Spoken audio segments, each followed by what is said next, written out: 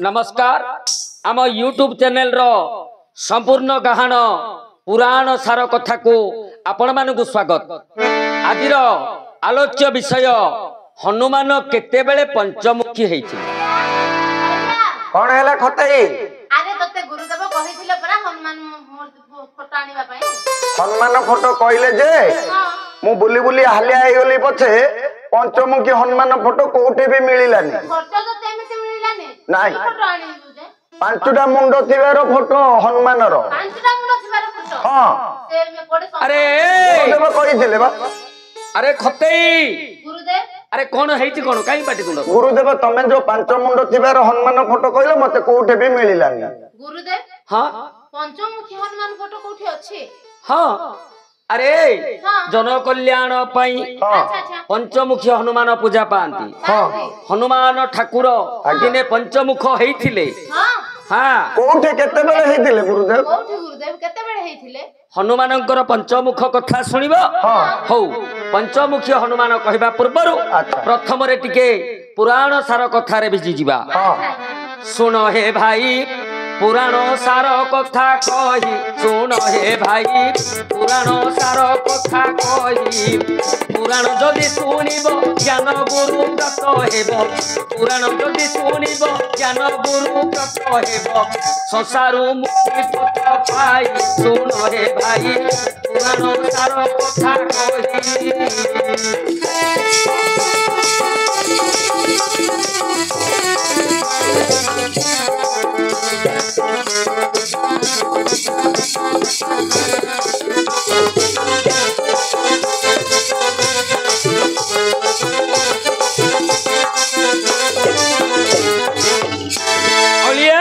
गुरुदेव सार कथा कहवा पूर्वरु हाँ ठाकुरंक पाखरु पुछ मुठाटा टिके आने। उच्च मुठा ठाकुर गुरु आने कोयो ने गुरुदेव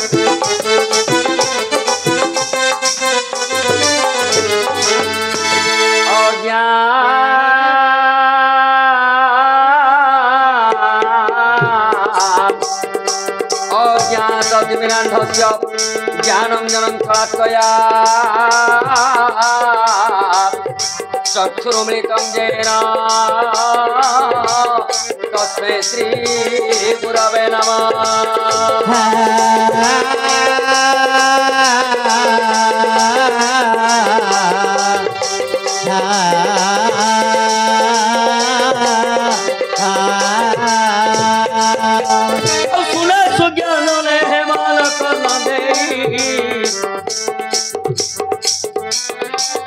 सुना सुज्ञान ने मन कर्ण दे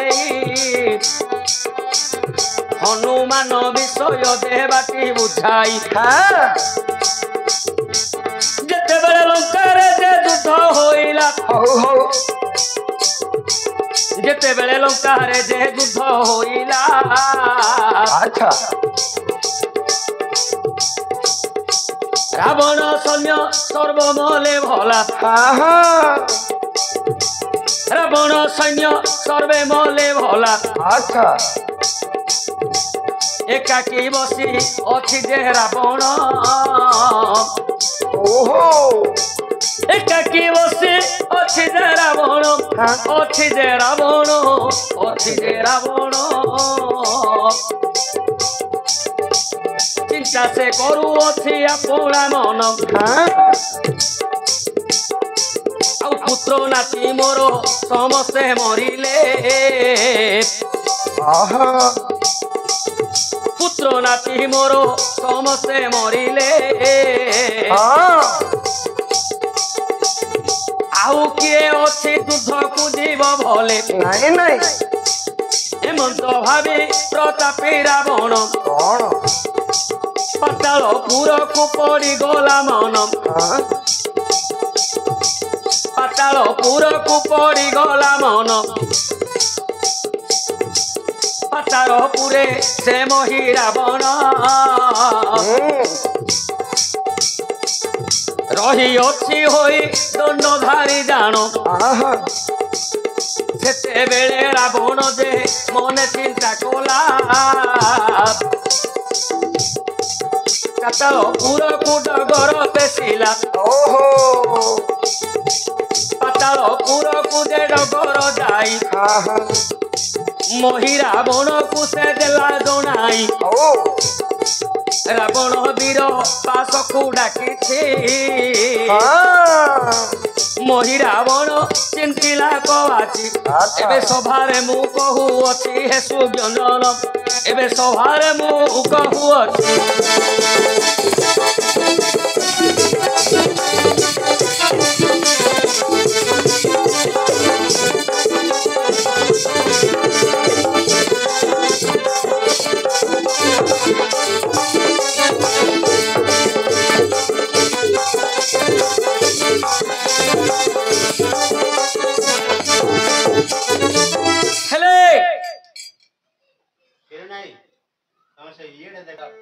ସେତେବେଳେ ହଁ ରାବଣ ଲଙ୍କାରେ ଯୁଦ୍ଧ ଆରମ୍ଭ ହେଇଯାଇଛି ଆଚ୍ଛା ରାବଣର ପୁତ୍ର ନାତି ସମସ୍ତେ ମରିଯାଇଛନ୍ତି ମରିଗଲେ ଚିନ୍ତା କରୁଛି ରାବଣ ହଁ ଏକାନ୍ତରେ ବସିଛି ଆଚ୍ଛା ଚିନ୍ତା କରୁଛି ଯେ ରେ ମୋର ପୁଅ ନାତି ସମସ୍ତେ ମରିଗଲେ ମରିଗଲେ ଆଉ କିଏ ତ ନାହାନ୍ତି ନାଇଁ ରାତି ପାହିଲେ ଯୁଦ୍ଧ ଆଚ୍ଛା ଯୁଦ୍ଧ କରିବ କିଏ କିଏ ଚିନ୍ତା କଲା ରାବଣ ହଁ ମନେ ପଡିଗଲା ପାତାଳପୁରକୁ ଆଚ୍ଛା ଆଚ୍ଛା ପାତାଳପୁରରେ ଅଛି ମହି ରାବଣ ହଁ ମହାବୀର ଆଚ୍ଛା ଡଗର ପଠେଇଲା ରାବଣ ପାତାଳପୁରକୁ ଡଗର ଯାଇ ପାତାଳପୁରରେ ମହି ରାବଣକୁ ଜଣେଇ ଦେଲା ହଁ ହଁ ଆଜ୍ଞା ମାତ୍ରେ ମହି ରାବଣ ଆସିକି ପହଞ୍ଚି ଯାଇଛି ଆଚ୍ଛା ହେଲେ ଯେତେବେଳେ ମହି ରାବଣ ଆସି ପହଞ୍ଚିଲା ହଁ ରାବଣ ପାର୍ଶ୍ୱରେ ଯୁଦ୍ଧ କରିବ ମହି ରାବଣ ମହି ରାବଣ ଆଜ୍ଞା ରାବଣ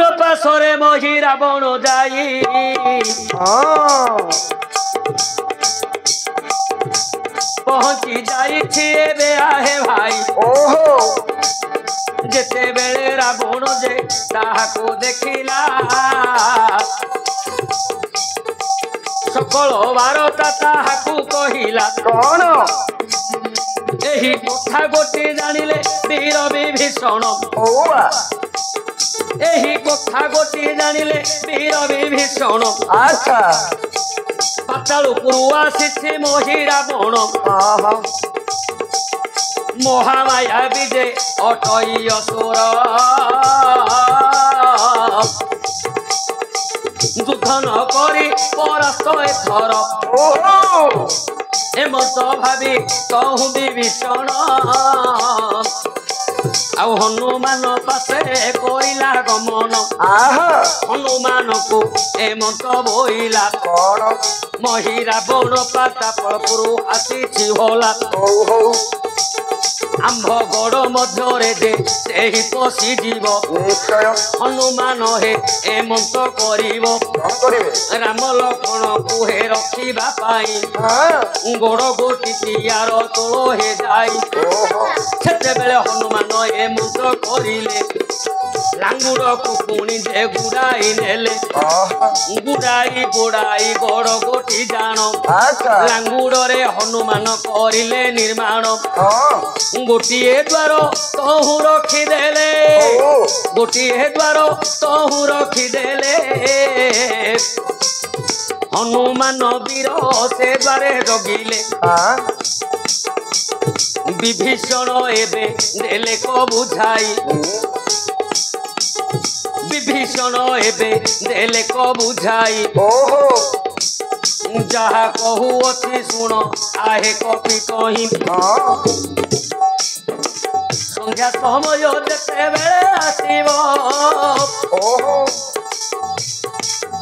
ପ୍ରଭୁଙ୍କୁ ଦର୍ଶନ କରିବାକୁ ମନ ଯେହେବ ହଁ ହଁ ସେତେବେଳେ ମୁହିଁ ଆସିବି ଏଠାକୁ ଓ ଆଉ କାହାକୁ ନ ଛାଡ଼ିବ ଭିତରକୁ ଆହା ଏମନ୍ତ କହିଲେ ବୀର ବିଭୀଷଣ ଏମନ୍ତ କହିଲେ ବୀର ବିଭୀଷଣ ହଁ ସେଠାବରୁ ଏବେ ଗଲେ ପଳାଇଣ ଯାହା କହିଲି ହେ ସୁଜ୍ଞାନ ମନରେ ଶୁଣ ଯାହା କହିଲି ହେ ସୁଜ୍ଞାନ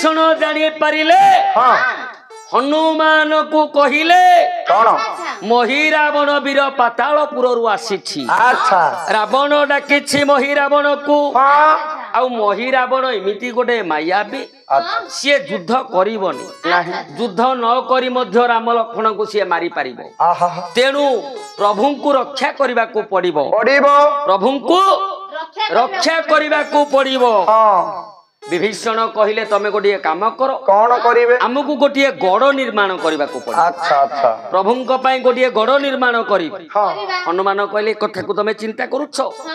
ନିମିଷକ ମାତ୍ରେ ଲାଙ୍ଗୁଳ ବୁଲେଇ ବୁଲେଇ ନେଲେ। ହଁ ହଁ ହଁ ଲାଙ୍ଗୁଳ ବୁଲେଇ ବୁଲେଇ ନେଲେ। ଗୋଟିଏ ଲାଙ୍ଗୁଳ ସାହାଯ୍ୟରେ ଗଡ଼ ତିଆରି କରିଦେଲେ। ଓହୋ କେବଳ ଗୋଟିଏ ଦ୍ୱାର ରହିଲା ଗୋଟେ ଦ୍ୱାର ଗଡ଼ରେ। ହଁ ହନୁମାନ ବୀର ନିଜେ ଜଗି ବସିଲେ। ବିଭୀଷଣ କହିଲେ ହନୁମାନ ସନ୍ଧ୍ୟା ସମୟରେ କେବଳ ମୁଁ ଏକା ଆସିବି, ହଁ ପ୍ରଭୁଙ୍କୁ ଦେଖା କରିବି। ଓହୋ। ତମେ ଆଉ କାହାକୁ ହେଲେ ଭିତରକୁ ଛାଡିବନି ଆଜ୍ଞା। ହନୁମାନ ବୀର ଦ୍ୱାରରେ ଜଗିଲେ। ଆହା, ଏଠୁ ମତେ ଯାହା ହେଲା କହୁଅଛି ଭଲେ। କହୁନ ବିଭୀଷଣ ବୀର ସେ ଗଲେ ପଳାଇ। ଓହୋ ଆଉ ମହିରାବଣ ଯେ ମନେ ଚିନ୍ତିଲେ କହି ହଁ ହନୁମାନ ଦ୍ୱାର ଜଗି ଅଛି ପୁଣି। ଓହୋ ଆଉ କାହାକୁ ନ ଛାଡ଼ିବ ଜାଣି। ନାଇଁ ନାଇଁ ସେତେବେଳେ ମହିରାବଣ ଅପେକ୍ଷା କରିଲା। ଆହା ସେତେବେଳେ ମହିରାବଣ ଅପେକ୍ଷା କରିଲା। ଓହୋ। ଅପେକ୍ଷା କରିଲା। ସନ୍ଧ୍ୟା ସମୟ ପ୍ରବେଶ ହୋଇଲା। ଗୁରୁଦେବ ତୁ କହୁବୁନୁ କିଛି ପ୍ରେମ କରିବା କାଲିକି ମାଡୁଆଟା କିରେ ତୁ? ମାଡୁଆଟା କଣ ମାଡୁଆଟା ପ୍ରେମ କରିବ। ଆରେ ମୂର୍ଖ ପିଲା, ସୁନ୍ଦର ପୁରାଣ କଥା ଚାଲିଛି। କୋଉ ସମୟରେ କୋଉ କଥା କୁହାଯାଏ ଜାଣିନୁ? ହଉ ଗୁରୁଦେବ ମୋର ଭୁଲ ହେଇଗଲା ହେଲେ ଆରେ ଅଳିଆ ଓ ପ୍ରଭୁ କହୁଛନ୍ତି। କଣ କୋଉ ପ୍ରଭୁ? ରାମଚନ୍ଦ୍ର ରାମଚନ୍ଦ୍ର ମହାପ୍ରଭୁ ଚିନ୍ତା କରୁଛନ୍ତି ହଁ ମତେ ବନ୍ଦୀ କରି ରଖିଲା ଭଳିଆ ହନୁମାନ ଏଠି ରଖିଲେ। ଗଡ ଭିତରେ ଏଣେ ବିଭୀଷଣ ଦ୍ୱାର ଯୋଗେଇ ଦେଇଛନ୍ତି ହନୁମାନଙ୍କୁ। ହଁ ହଁ ସେଇପଟେ ମହିରାବଣ ଦେଖୁଛି କଣ ଯେ ହନୁମାନ ଦ୍ୱାର ଜଗିଛି। ଜଗିଛି ବିଭୀଷଣ ବିନା ସିଏ ଅନ୍ୟ କାହାରିକୁ ଛାଡିବନି। ନାହିଁ ଆଉ ବିଭୀଷଣ କଣ୍ଟ ଦେଇଛନ୍ତି କଣ କେବଳ ସନ୍ଧ୍ୟା ସମୟରେ ସେ ପ୍ରଭୁଙ୍କୁ ଦର୍ଶନ କରିବା ପାଇଁ ଆସିବେ। ଆସିବ ଚିନ୍ତା କଲା ମହିରାବଣ, ହଁ ମୁଁ ଭିତରକୁ ଯିବି କେମିତି? କିପରି ଅପେକ୍ଷା କରିବାକୁ ପଡିବ। ହଁ ଅପେକ୍ଷା କରିବାକୁ କରିବାକୁ ପଡିବ। ହଁ। ହେଲେ ସିଏ କଲା କଣ? କଣ କଲା? ସନ୍ଧ୍ୟା ସମୟ ଯାଏ ଅପେକ୍ଷା କଲା। ହଁ ହଁ ସନ୍ଧ୍ୟା ସମୟ ଯେତେବେଳେ ପହଞ୍ଚିଗଲା ବେଳ ବୁଡିଗଲା ସେତେବେଳେ ମହିରାବଣ କଲା କଣ କଣ ନା ବିଭୀଷଣ ରୂପକୁ ତକ୍ର ଧରିଲା। ଆଉ ବିଭୀଷଣ ରୂପକୁ ଅସୁର ଧରିଲା। ଅସୁର ଧରିଲା। ହନୁମାନ ପାଶେ ପ୍ରବେଶ ହୋଇଲା। ହନୁମାନଙ୍କୁ ବୋଇଲା ଶୁଣ ହେ ବୀର, ଦ୍ୱାର ଛାଡ଼ ଏବେ ଯିବି ମୁଁ ଭିତର। ସେ କାଳେ ହନୁମାନ ଦ୍ୱାର ଛାଡ଼ିଦେଲେ। ନିଶ୍ଚୟ ସେ କାଳେ ହନୁମାନ ଦ୍ୱାର ଛାଡ଼ିଦେଲେ। ମହିରାବଣ ଭିତରକୁ ଗଲେ। ମହିରାବଣ ଭିତରକୁ ଗଲେ। ରାମ ଲକ୍ଷ୍ମଣକୁ କରିଲେ ହରଣ। ସେ ରାମ ଲକ୍ଷ୍ମଣକୁ କରିଲା ହରଣ। ଆଚ୍ଛା ଘେନି ଗଲା ପୁଣି ପାତାଳ ଭୁବନ। ଆଉ ଘେନି ଗଲା ପୁଣି ପାତାଳ ଭୁବନ। ବୁଲି ବୁଲି ଆସିଲେ ତହୁଁ ବିଭୀଷଣ। ବୋଇଲେ ଶୁଣ ଆହେ ହନୁମାନ, ଭିତରକୁ ଛାଡ଼ ଏବେ ମୁଁ ହିଁ ଯିବି। ପ୍ରଭୁଙ୍କୁ ମୋର ଦର୍ଶନ କରିବି। ସେତେବେଳେ ବୋଇଲେ ସେହି ହନୁମାନ, ଏବେ ପରା ଯାଇଥିଲ ଆହେ ବିଭୀଷଣ। କିପରି ତୁମ୍ଭେ ବାହାରକୁ ଆସିଲ? ଆଉ ଭିତରକୁ କିପରି ତୁମ୍ଭେ ଯାଇଥିଲ ଓ ବୋଉ ଏ କଥା ମତେ ଏବେ ଦେବ ବୁଝାଇ କହିଦିଅ ମନ ମୋହର ଇତସତ ହୋଇ ବିଭୀଷଣ ଭାଇ ଆଉ ମନ ମୋର ଇତସତ ଯାଉଛି ହୋଇ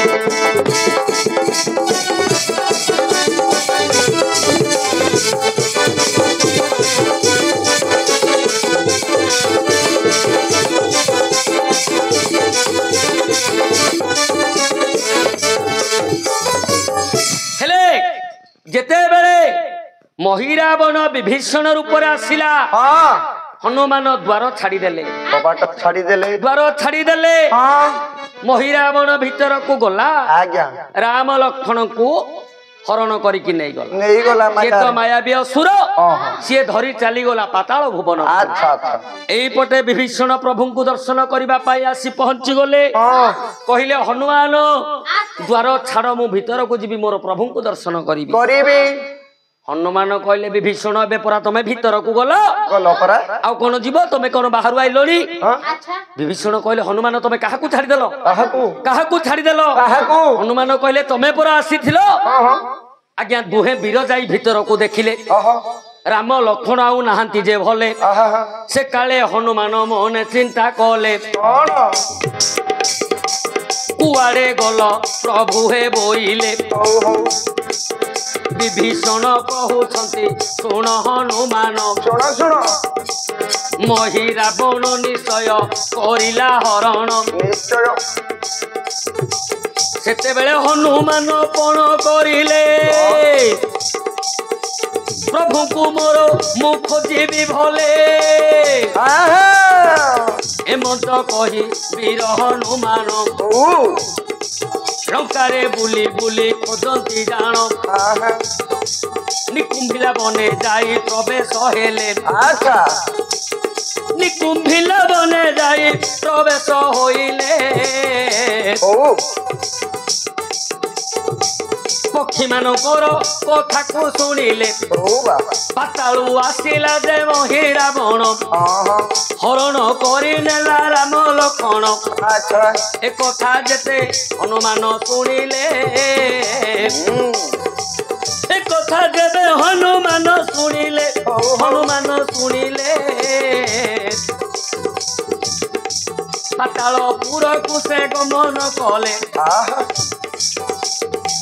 ପାତାଳପୁରକୁ ସେ ଗମନ କଲେ ପାତାଳପୁରର ପ୍ରଥମ ଦ୍ୱାରରେ ପାତାଳପୁରର ପ୍ରଥମ ଦ୍ୱାରରେ ହଁ ମର୍କଟ ଏକ ଜଗିଛି ସେଠାରେ ବାହା ବାହା ମର୍କଟ ଏକ ଜଗିଛି ସେଠାରେ ହନୁମାନ ଯାଇଣ ପ୍ରବେଶ ହୋଇଲା ଦ୍ୱାର ଛାଡ଼ିବାକୁ ତାହାକୁ କହିଲା ଏଠୁ ଅନ୍ତେ ଯାହା ହେଲା ଶୁଣ ସୁଜନରେ ଏଠୁ ଅନ୍ତରେ ଯେ ଯାହା ହେଲା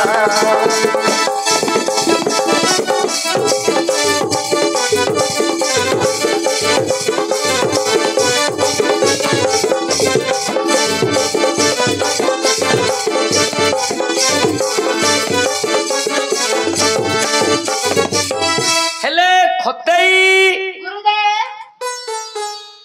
ମହିରାବଣ ପୁରକୁ ଯାଉଛନ୍ତି ହନୁମାନ ହନୁମାନ ପାତାଳପୁରରେ ଯାଇ ପ୍ରବେଶ ହେଇଗଲେ ହନୁମାନ ହଁ ଜାଣିଲେ କେମିତି କେମିତି ନା ଦୁଇଟି ପକ୍ଷୀଙ୍କର କଥାରେ ହଁ ରାମ ଲକ୍ଷ୍ମଣ ପାତାଳପୁରକୁ ବିଭୀଷଣ ନେବା ମହିରାବଣ ନେବା ସମ୍ବାଦ ହଁ ପକ୍ଷୀଙ୍କ ଠାରୁ ଶୁଣିଲେ ହନୁମାନ ଆଚ୍ଛା ଶୁଣି ପାତାଳପୁରକୁ ଯାଇଛନ୍ତି ହଁ ପ୍ରଥମ ଦ୍ୱାରରେ ଯେତେବେଳେ ପହଞ୍ଚି ଯାଇଛନ୍ତି ଆଜ୍ଞା ଆଉ ଗୋଟିଏ ମାଙ୍କଡ ଜଗିଛି ମାଙ୍କଡଟିଏ ସେଠି ଜଗିଛି ହନୁମାନଙ୍କ ଭଳି ଦେଖିବାକୁ ହଁ ମାଙ୍କଡଟିଏ ଜଗିଛି ପ୍ରଥମ ଦ୍ୱାରରେ ଆଚ୍ଛା ହନୁମାନ ତାକୁ କହୁଛନ୍ତି ରେ ବାନର ହଁ ତୁ ତ ଆମର ଜାତି ଭାଇ ହଁ ଆମେ ତ ଗୋଟିଏ ଜାତିର ଲୋକ ଲୋକ ତୁ ତ ବାନର ହଁ ମୁଁ ତ ବାନର ଆଜ୍ଞା ଆଉ ତୁ ମତେ ଛାଡ଼ିଦେ ରାସ୍ତା ଛାଡ଼ିଦେ ମକର ଧ୍ୱଜ ଜଗିଥିଲା କିଏ ମକର ଧ୍ୱଜ ମକର ଧ୍ୱଜ କିଏ କିଏ ନିଜେ ହନୁମାନଙ୍କର ପୁଅ ଓହୋ ହନୁମାନଙ୍କ ପୁଅ ହନୁମାନଙ୍କର ସେଠି। ପୁଅ ମକର ଧ୍ୱଜ ଜଗିଛି ହଁ ହେଲେ ଛାଡ଼ିଲାନି ନାହିଁ ଦୁହେଙ୍କର ମଧ୍ୟରେ ଯୁଦ୍ଧ ଯେ ହୋଇଲା ଆହା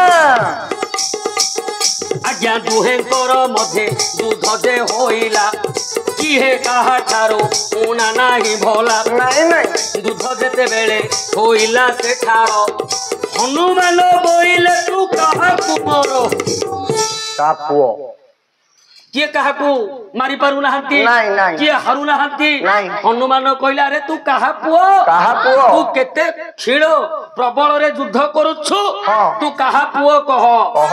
ମକର ଧ୍ୱଜ କହିଲା ମୋର ନାମ ମକର ଧ୍ୱଜ ହଁ। ମୋ ବାପା ହେଉଛନ୍ତି ମର୍ତ୍ତ୍ୟର ବୀର ହଁ ବୀର ଶ୍ରେଷ୍ଠ ହନୁମାନ ହନୁମାନ ଆରେ ହନୁମାନ କହିଲା ମୁଁ ପୁରା ହନୁମାନ ଓହୋ। ବାପା ପୁଅଙ୍କର ଭେଟ ହେଇଗଲା ହେଇଗଲା। ଚିହ୍ନା ଚିହ୍ନି ହେଇଗଲେ ହଁ। ହନୁମାନ କହିଲେ ବାବୁରେ ମତେ ଟିକେ ଛାଡ଼ିଦେ ଛାଡ଼ିଦେ ବାବୁରେ ମତେ ଟିକେ ଛାଡ଼ିଦେ ଛାଡ଼ିଦେ। କାହିଁକି କଣ ପାଇଁ? ନା ମୋ ପ୍ରଭୁ ହଉଛନ୍ତି ରାମଚନ୍ଦ୍ର ହଁ। ତାଙ୍କୁ ମହିରାବଣ ଆଣିକି କୋଉଠି ରଖିଛି ଆଚ୍ଛା। ତେଣୁ ମତେ ଛାଡ଼ିଦେ ଛାଡ଼ିଦେ। ମକର ଧ୍ୱଜ କହିଲେ ବାପା ଓ। ସିଏ କୋଉଠି ରଖିଛି ମୁଁ ଜାଣିଛି ହଁ। ସିଏ କଣ କରିବେ ମୁଁ ଜାଣିଛି ହଁ। ମୁଁ ତମକୁ କହୁଛି ଶୁଣ କଣ ମକର ଧ୍ୱଜ କହିଲେ ବାପା ହଁ ଆଉ ମହିରାବଣର ଯେଉଁ ବନ୍ଦୀ ଘର ହଁ ହଁ ଦେବୀ ମନ୍ଦିର ଯେ ରହିଛି ସେଠାର ହଉ ବା ଦୁହି ବିଧକୁ ବାନ୍ଧି କରି ନେଲା ହଁ ହଁ ବନ୍ଦୀ ଗୃହରେ ତାହାଙ୍କୁ ରଖିଲା ଆଚ୍ଛା ଏହି ରାମ ରାତ୍ର ଯେତେ ବେଳେ ଯେ ପାଇବ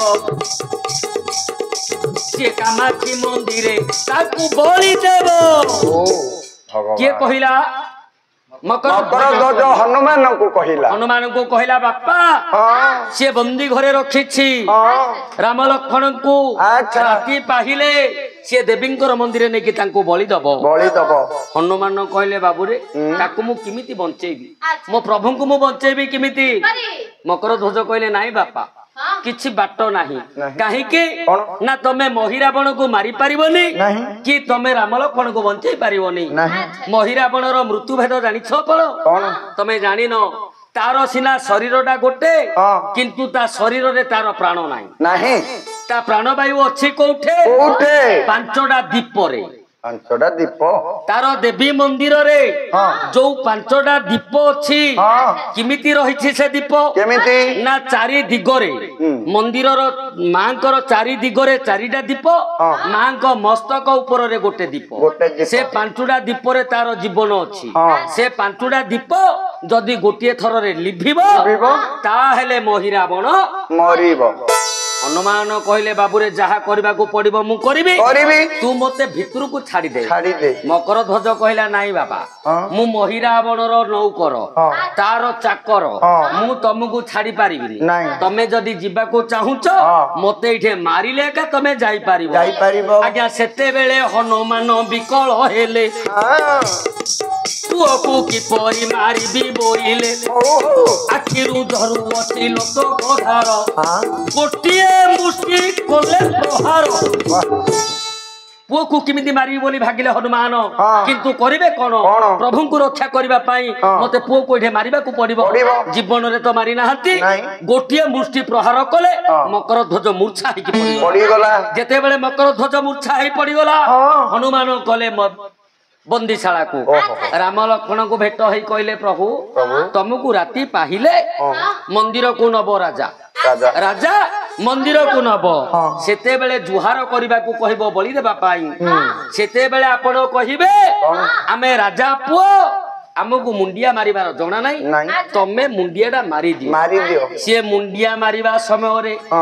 ମୋ କାମ ମୁଁ କରିବି ତମେ ଏତିକି କର ଓହୋ। ଆଜ୍ଞା ଯେତେବେଳେ ରାମ ରାତ୍ର ସୁଖେ ପାଇଲା ହଁ ମହିରାବଣ ଯେ ଆସି ପହଞ୍ଚିଲା ହଉ ହଉ ଆଉ ରାମ ଲକ୍ଷ୍ମଣକୁ ସେଠାବରୁ ନେଇ ହଉ ବା ଆଜ୍ଞା ଦେବୀ ମନ୍ଦିରରେ ପହଞ୍ଚିଲା ଯାଇ ଆଚ୍ଛା କହିଲା ଶୁଣ ଆହେ ରଘୁବୀର ହଁ ଦେବୀଙ୍କୁ କର ଏବେ ନମସ୍କାର ବାହା ବାହା ସେ ସେତେବେଳେ କହୁଛନ୍ତି ସେ ରଘୁନନ୍ଦନ କଣ ରାଜବଂଶରେ ଆମ୍ଭ ହେଲା ଜନମ କିପରି ଆମ୍ଭେ କରିବୁ ପ୍ରଣାମ ହଉ ହଉ ସେ କଥାକୁ ଯେ ଆମ୍ଭେ ନ ଜାଣିଣ ନାଇଁ ନାଇଁ ପ୍ରଥମରେ ତୁମ୍ଭେ କର ନମସ୍କାର କର ଦେଖିଲେ ଆମ୍ଭେ ହୋଇବୁ ତିଆର ବାହା ବାହା ସେତେବେଳେ ମହିରାବଣ ଏମନ୍ତ କଲେ ଦେବୀ ପାଦ ତଳେ ମୁଣ୍ଡିଆ ମାରିଲେ ନିଶ୍ଚୟ ଏ କାଳରେ ଥିଲେ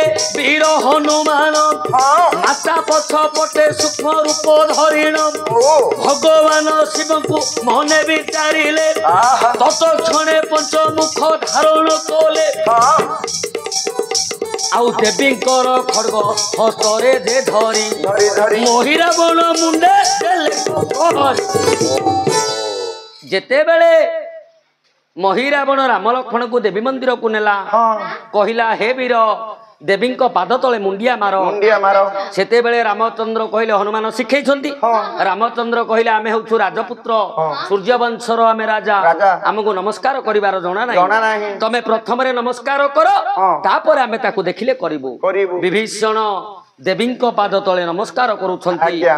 ଏ ସମୟରେ ଦେବୀ ପଛପଟେ ହନୁମାନ ସୂକ୍ଷ୍ମ ରୂପ ଧରିକି ଥିଲେ ହଁ ଯେତେବେଳେ ମୁଣ୍ଡିଆ ମାରିଲା ମହିରାବଣ ଭଗବାନ ଶିବକୁ ଚିନ୍ତା କଲେ ହନୁମାନ ଭଗବାନ ଶିବଙ୍କର ଦୟାରୁ ହନୁମାନଙ୍କର ପାଞ୍ଚୁଟା ମୁଣ୍ଡ ହେଲା ପଞ୍ଚମୁଖ ହେଇଗଲେ ହନୁମାନ ହନୁମାନ। ପାଞ୍ଚ ମୁଖରେ ପାଞ୍ଚୁଟା ଦୀପକୁ ଗୋଟିଏ ଥରରେ ଲିଭେଇଲେ ଆଜ୍ଞା। ଦେବୀଙ୍କର ଖଡ୍ଗରେ ମହିରାବଣ ମୁଣ୍ଡକୁ ନେଇକି ପିଟିଲେ ମହିରାବଣର ଜୀବନ ଗଲା ଗଲା ଖତେଇ ଆମର କଥା ଥିଲା ହନୁମାନ ପଞ୍ଚମୁଖ କାହିଁକି ହେଇଥିଲା କାହିଁକି ହୋଇଥିଲେ ଭଗବାନଙ୍କୁ ରକ୍ଷା କରିବା ପାଇଁ ହଁ ନିଜର ପ୍ରଭୁକୁ ରକ୍ଷା କରିବା ପାଇଁ ହଁ ମହିରାବଣକୁ ମାରିବା ପାଇଁ ଆଚ୍ଛା। ପାତାଳପୁରରେ ହଁ। ପ୍ରଭୁ ହନୁମାନ ପଞ୍ଚମୁଖ ଧାରଣ କରିଥିଲେ ବୋଲ ଜୟ ଜଗନ୍ନାଥ ଜୟ